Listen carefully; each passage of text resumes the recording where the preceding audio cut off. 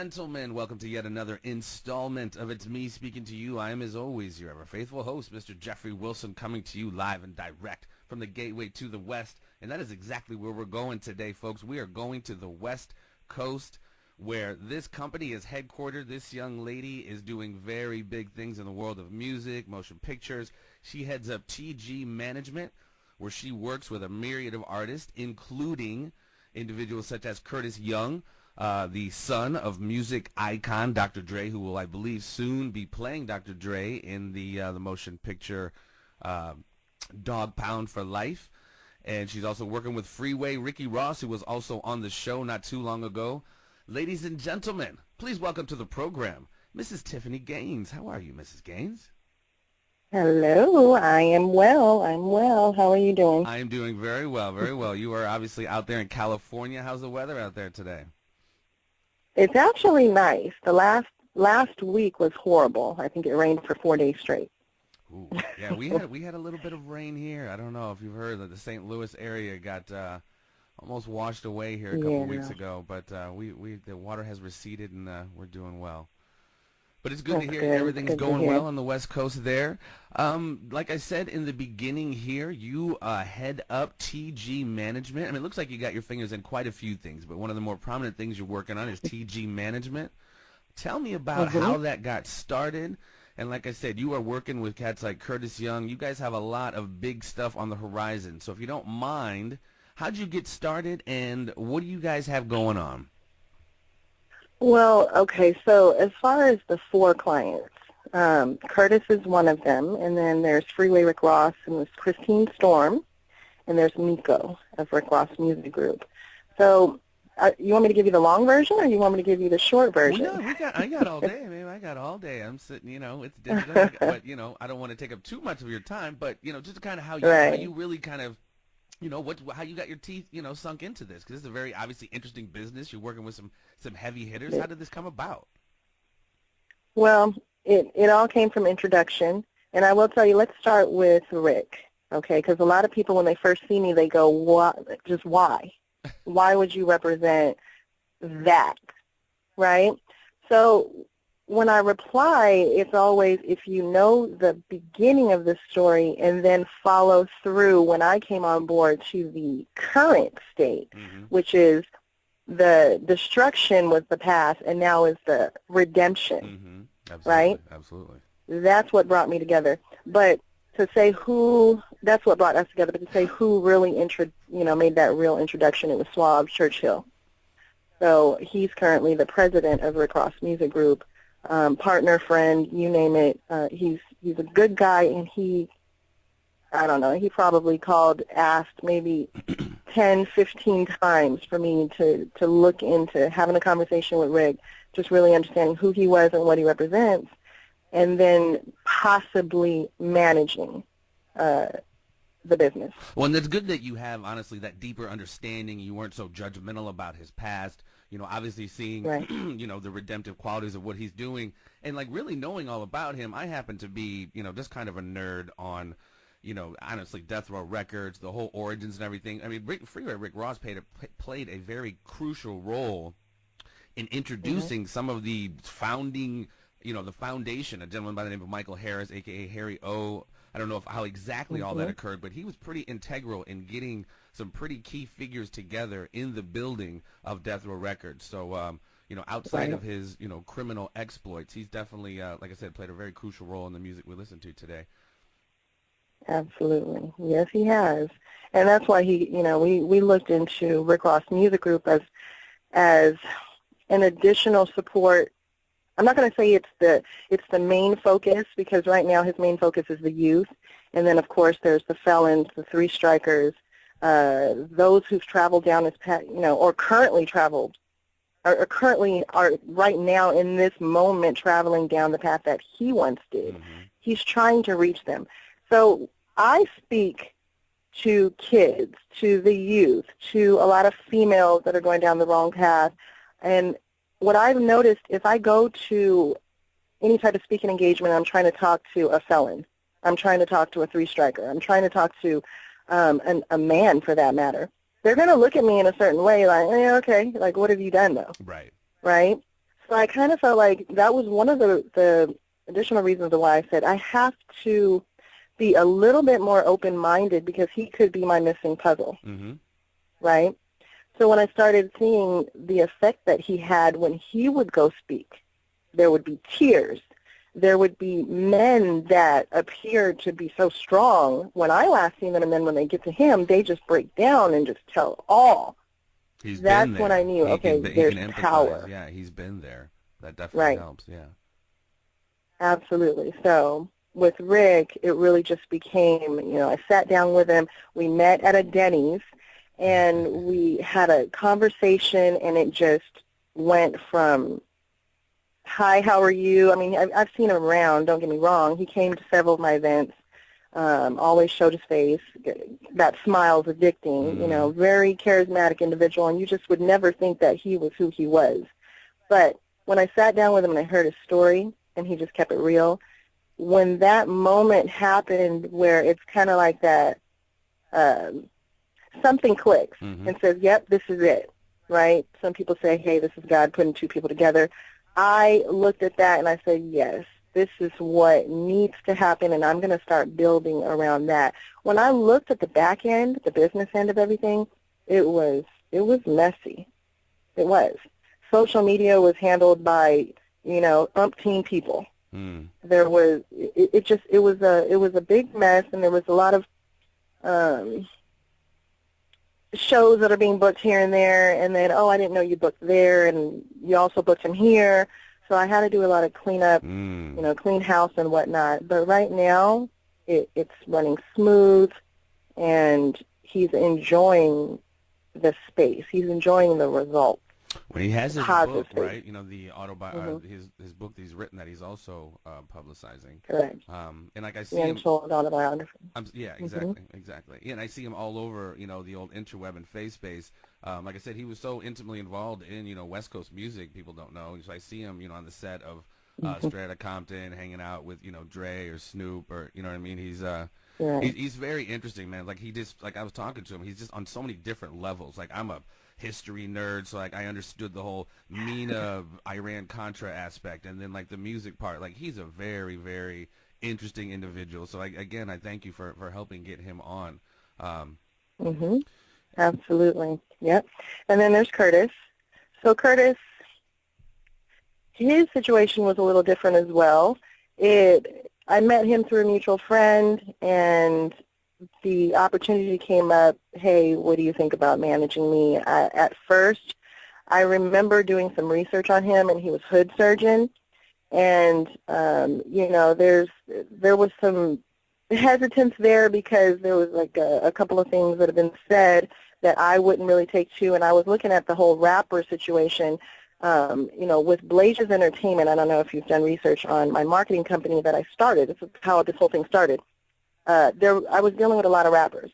So rappers was something more so not a negative vibe that comes with it, but it was more negative than positive in my circle. So I didn't know if that was the route I wanted to take, because my goal is to be that fisherman of men, right? I want to gather as many souls as I possibly can to put them on the positive light in whatever state that they have going on in their life currently, right? Whether it be a mentor, whether it be whatever. So that was my goal. But then when I heard his story, and I don't know if you've done research on who Curtis Young was before he changed his name, right? I did not. Yeah, didn't know who his dad was until he was 20. I did hear that part of it. I did hear that, yeah. Well, didn't meet him until he was 20, but he actually found out, I guess, when he was 12. But to know that you have this iconic father figure and father, it's a bittersweet situation. Number one, the good thing is that's your father. Right. So you have this lineage. You have this legacy that you can carry on, and people can look at you and go, hey, I know your dad, and this, that, and the other. So it kind of gives you that lane that you can try to go towards, right?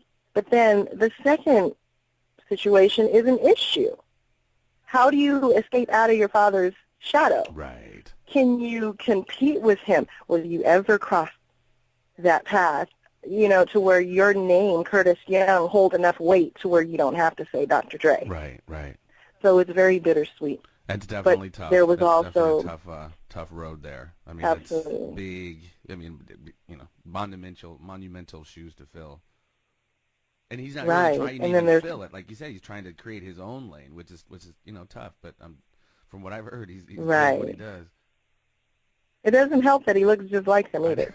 So exactly. It's like, I know you're trying to get away from your pops, but it feels like I'm talking to him, so it just kind of makes things harder. But he is one of the most hardworking fathers, husband, you name it, individual that I know, and he is trying to keep that independent success right above his head. Right. That's where he wants to stay. It's not like he's never, he's been offered plenty of major label deals. Left and right, they come, hey, we're interested in signing him, da-da-da. Nope. Right. Because at the end of the day, they're always, they meaning the fans, the critics, the media, whoever. They're always going to say, yeah, but your dad is Dr. Dre, though. Right. So how much money did he give you? So exactly. He's trying so hard to make sure he does this on his own, and I felt like that was a challenge that I wanted to be involved in. And I don't know if you've ever met or if you've ever done research on him and his wife, but they are the cutest representation of a couple. That she's his strength and vice versa. So when I met both of them that day, their energy and their dedication to not only one another, but just this whole music and the brand and who Curtis Young is and his life and getting the true story out and not the assumptions out. Right. That was something that I was like, I have to at least see what it's about and what we can do as far as pushing the truth out. So there's the movie, there's the book, there's Seeds of Hip Hop. I don't know if you've heard of that, but recently we're actually entertaining. There's over 200 hours of recorded footage of Curtis that we're going to view the first episode coming real soon. I can't give too much detail, but just know that Seeds of Hip Hop is on its way. The cast is a phenomenal one. Jason, which is Jam Master Jay's son. There's Waxy, which is MC Ren's son. There's Game's sister, right? Who else? Corrupt's daughters. Yeah, you told me about this when I first had kind of got at you, and you told me about what you kind of had going, and I was like, whoa, awesome name. Look out for it. Because of what it is. I mean, that next generation, that's such a cool name, Seeds of Hip Hop, but that lineup, man, that's just heat. That is just heat. Yeah. Droopy, E40's son. I mean, the list goes on, and it's just a depiction of, okay, can you guys escape either your sibling or your fathers or your legendary, whatever it is, can you escape their shadow? Right. And then it just is going to show all of their activities currently, from the past, present, and potentially future. So, well, that is very interesting. I'm looking forward to that. I don't know how big of a professional wrestling fan you are. I don't know if you know who Randy Orton is, WWE guy. But I had on his list. No. I had on his. You don't? No, it doesn't matter. My point is, I had on his younger brother last night. So this guy, Randy Orton, is like this big, huge guy in this company, WWE, and his little brother is a stand-up comedian trying to do that very thing, come out from under, like his dad's dad is like, there's like third generation big, huge wrestlers. But his whole thing is trying to come out from under that shadow and how huge of a struggle it is. But at the end of the day, he can be presented all these opportunities just like Curtis even.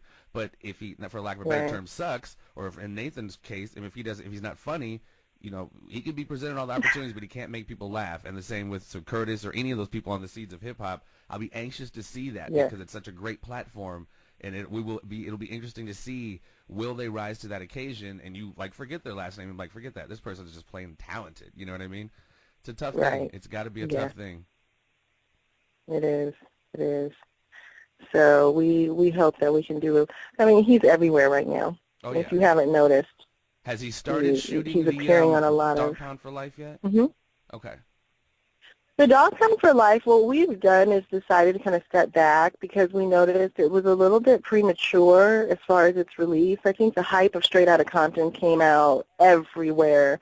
And then Dad had a conversation with Curtis, and it was something that just kind of sparked up. Well, hey, let's do it. Right. And we looked at it and we said, absolutely, this is something cool. Let's see what we can do. But it just wasn't there yet, right? So we're not saying that we're not going to be a part of it, but if we do and we are a part of it, it's going to be done right. Right, right. Does that make sense? No, absolutely. I'm sorry, go ahead.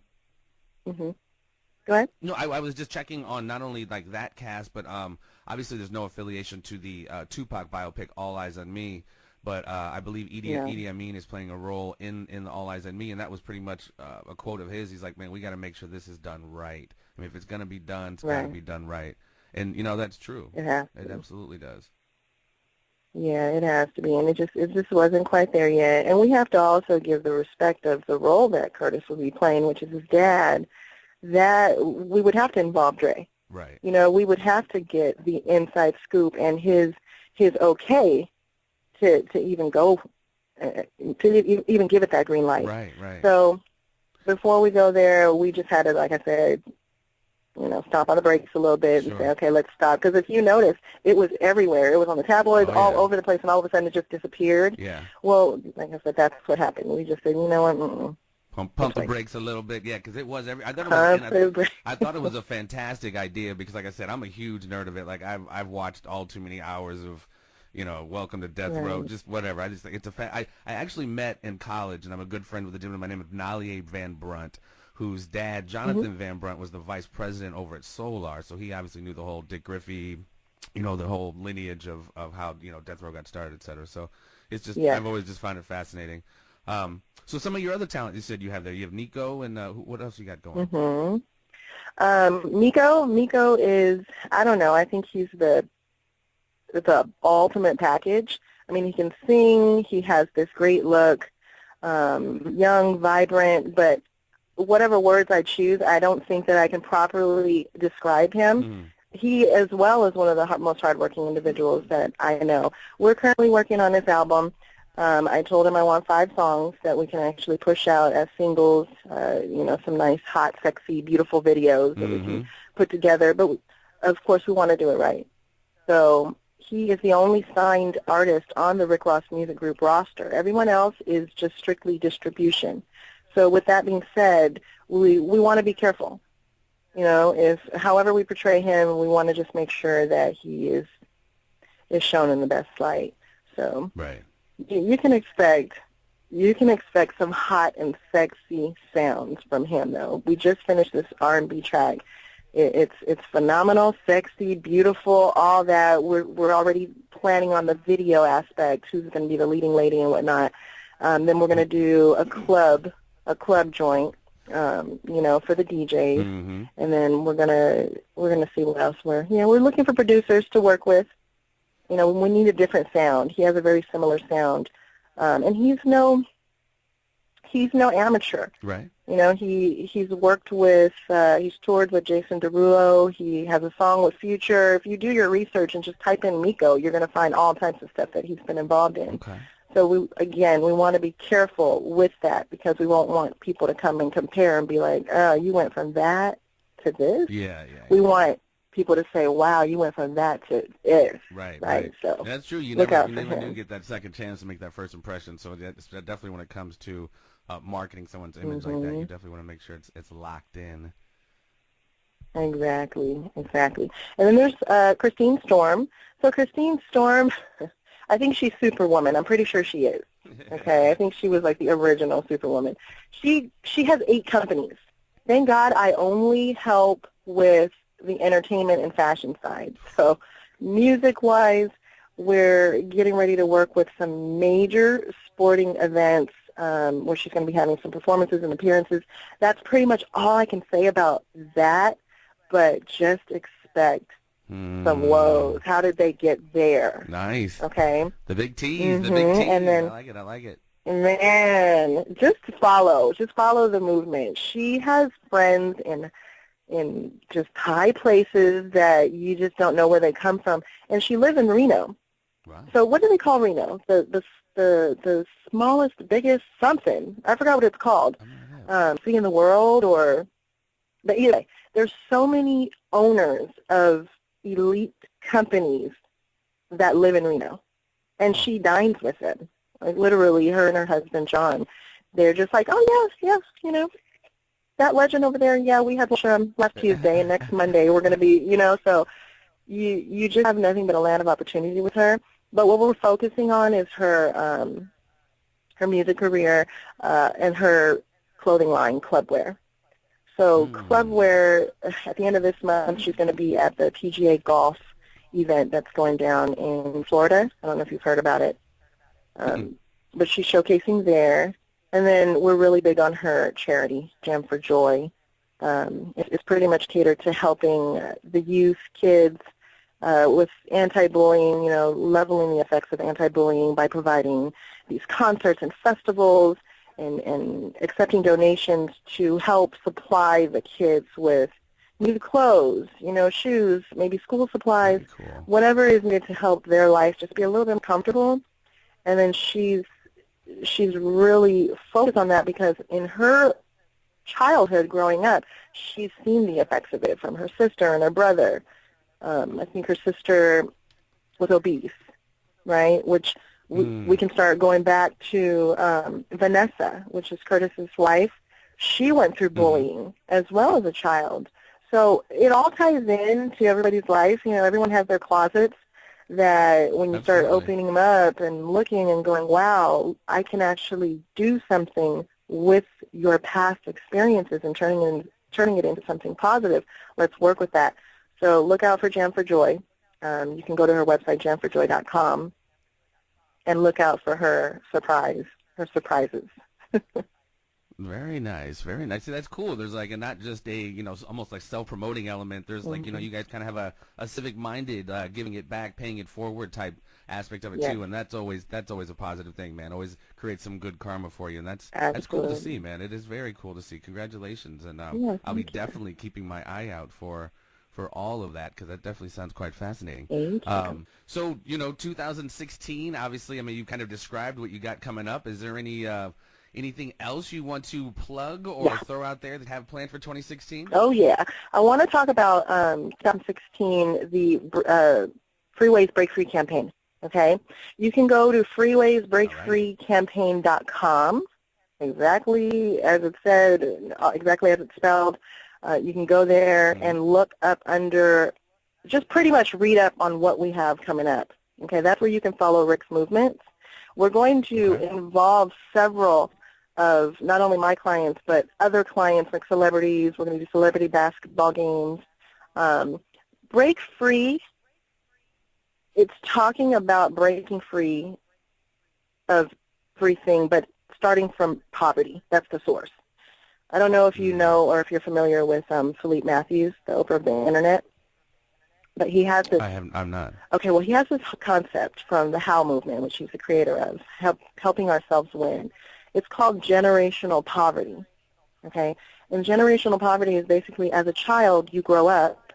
You can't help the fact that you grew up into the space that your parents provided for you, whatever it is, whether it's they're always in jail, or, they're never there, or maybe there's a lot of violence in the home, who knows what it could be.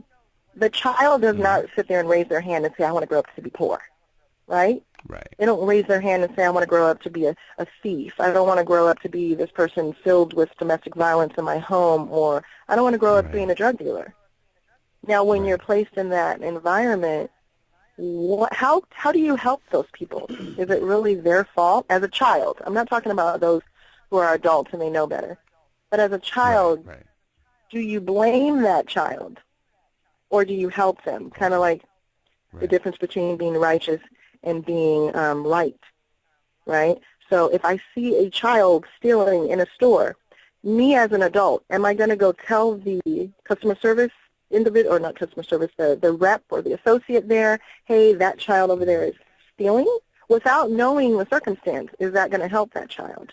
That's called being right. In my mind, ooh, you're stealing, I'm going to go tell on you. But being righteous is, you know what, let me go up to this child, And I'm going to say, you know what, I see that you are needing this item that you just put in your bag or whatever it is. Let me buy this for you. And let me figure out what your circumstances. Perhaps I can help you. That's called righteous.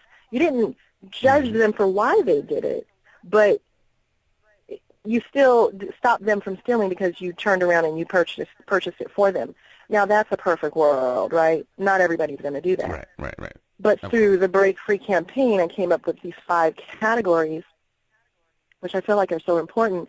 Break free through, let me think about this, break free through me, then there's break free through a melody, then there's break free through literacy, break free with dignity, and then there's break free a mentee. So you can read up about all of these, but the break free through me obviously is volunteering, right? You can break free through giving your time, giving your service of whatever it is.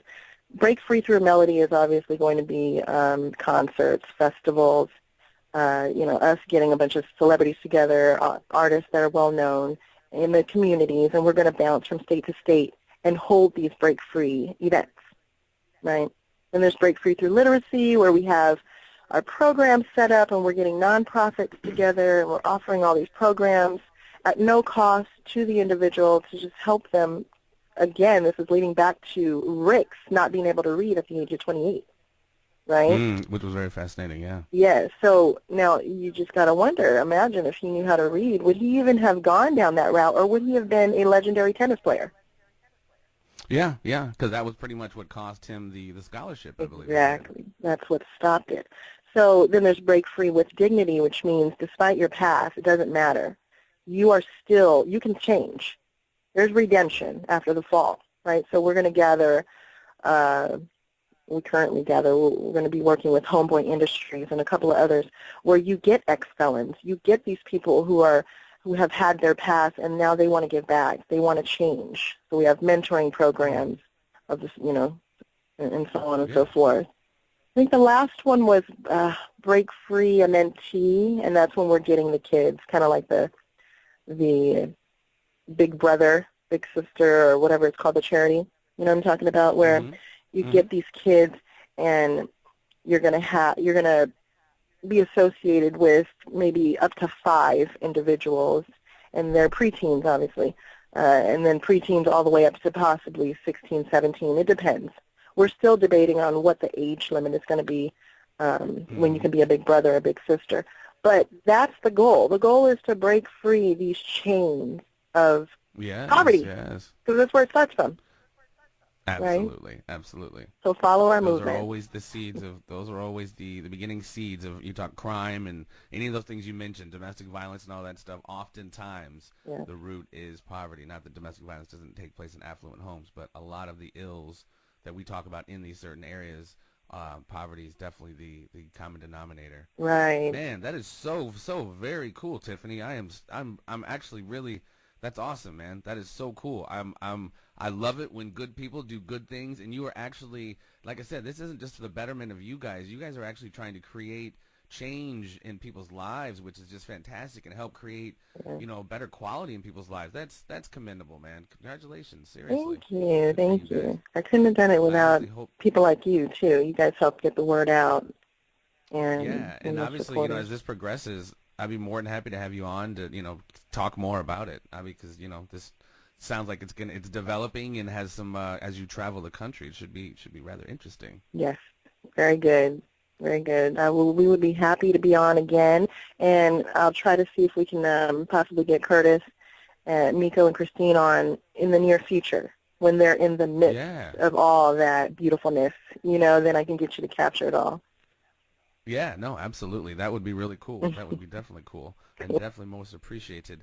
So I know you broke down a few, any social networking things you want to shout out so people can follow you, Rick, your clients? Everything under me is Blasia80, Blasia 80. So you can find me there on Twitter, on Instagram, Facebook, you name it. It's just a / Blasia80.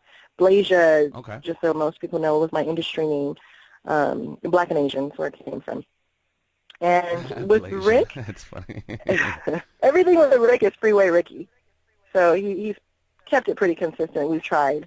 to change some things up. Right. But Freeway Ricky, you can find him / on most of his social media. Curtis is Mr. Curtis Young on most of his social media as well. Christine Storm, there is an underscore before her name, but it's spelled just like it sounds, Christine Storm. And Miko is Miko ATL. That's MYKO ATL. And there you go. Yeah, I will post those links to this video, ladies and gentlemen. Beautiful. Before I let you slide, though, Mrs. Gaines, Yes. before I let you slide, I got to have you participate in a small segment I have here that finalizes each show, and it's called the Conspiracy Triangle of Doom. It is very simple. Yeah, it's very interesting. 3 questions that I ask. I pose 3 very simple queries that you can answer yes or no to, or you can expound if you wish. Expounding is always encouraged. Okay. Are you prepared? I'm prepared. Question number 1. Buckle up. Do you believe, Mrs. Gaines, in the existence of extraterrestrial intelligence? Yes. An emphatic yes. Did not take long to come up with that one. A yes. Moving on. Question number 2. Do you believe the official story, or do you follow the official narrative of the events of November 22nd, 1963, this being the assassination of President John Kennedy? Mm-hmm. The official story being Lee Harvey Oswald with his gun fired 3 shots from that building and did the deed. And, of course, on the other side we have conspiracy theories. Do I follow the story was the question? Do you follow the official narrative? Do you believe the official story? No, I do not. Another very simple and emphatic no. Or emphatic answer. Very good, very good. Moving on. See, this is painless, right? Very painless, very painless. Question number 3, and I will let you slide. Do you, again, amongst talking about following narratives, do you believe the official story of the events of September the 11th, 2001? Absolutely not. Ooh, she smells a rat, ladies and gentlemen. She smells a rat. Yeah. See, I like Did that. I win Very cool, anything? very I calm, mean, very well. It just gave an opportunity for us all to kind of pick your brain a little bit, just a little pick 'em brain exercise. But no, very cool, very calm and collected answers there. I dig it. I dig your style. Cool. And I happen to agree on all of them. Good. But thank you so very much for participating in the Conspiracy Triangle of Doom, and thank you again for appearing on It's Me Speaking to You, Tiffany. It's been my pleasure, and again, I am anxious to see how all of this stuff pans out, man. It's very cool. It sounds like you guys got some amazing stuff going on. Good luck to all of your artists. I'm anxious to see how this goes, babe. Anxious to see. Thank you for having me. Good people doing good stuff. Amen. There we go. Thank you for having me. We'll talk real soon. Absolutely. Thank you again. This has been Tiffany Gaines. She heads up TG Management. Stay tuned, folks. She is doing amazing, big stuff. And this has been me, Jeffrey Wilson, on It's Me Speaking to You. Stay tuned, ladies and gentlemen. Thanks again. Thank you for listening to It's Me Speaking to You. Please spread the word and subscribe to the YouTube channel. And stay tuned for more conversations with a variety of guests on a variety of subjects.